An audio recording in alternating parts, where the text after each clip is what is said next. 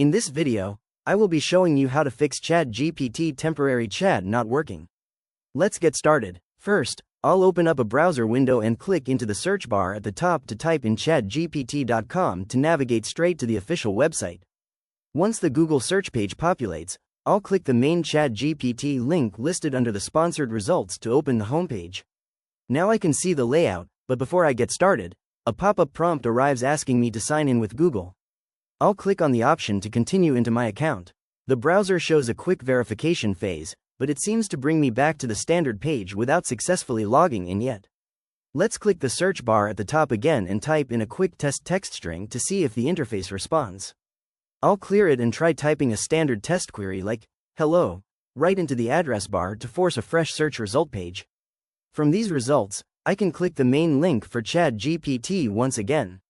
This brings me to the dashboard, and I can look over at the left sidebar panel to ensure all my standard navigation features, apps, and recent chats are appearing correctly. Since the normal connection might be experiencing a minor glitch with temporary sessions, let's head up to the three dots icon in the top right corner of the browser window to open up the primary settings menu. I'll scroll down and click on the option labeled Delete Browsing Data to address potential cache issues. In the overlay panel that appears, I'll check that the time range is set to all time, make sure browsing history, cookies, and cached images are selected, and then click the blue Delete Data button at the bottom. The system will briefly process the deletion, and a small confirmation bubble appears in the bottom left corner once it is successfully finished. To ensure there aren't any conflict elements causing this issue, I'll go back up to the top right menu, hover over Extensions, and then click on Manage Extensions. This opens up my installed browser add-ons page where I can double-check what is currently running.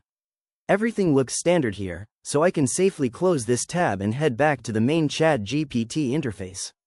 If it's still acting up, let's open an isolated browsing environment. I'll click the top right menu once more and select New Incognito window. This opens a completely fresh, private browsing section free of existing cookies or cached conflicts. I'll click into the search bar, type ChatGPT, and select the main option from the search results. Now, I'll click on the Log In button in the upper right corner to sign back into my account securely. I'll input my regular email address into the text field, click the gray Continue button, and allow the page to transition over to the Google account sign-in screen.